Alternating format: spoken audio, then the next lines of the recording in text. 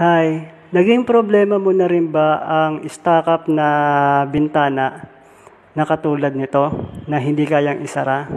Madalas dito sa parte na to ang nagiging problema. Sumisikip siya o baka bumabangga na yung gilid niya sa frame ng ating pinakabintana. At ang solution dyan, syempre, gagamit tayo ng angle grinder na may grinding disc. I-grind natin yung pinaka-edge ng ating bintana.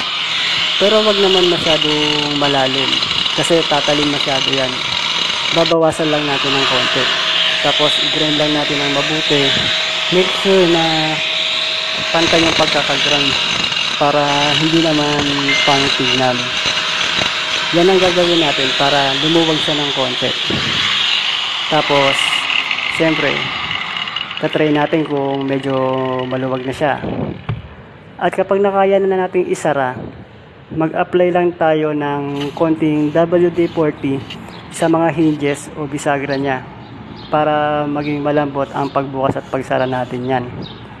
At pagkatapos niyan, okay na yung problema natin. Hindi na siya stock up.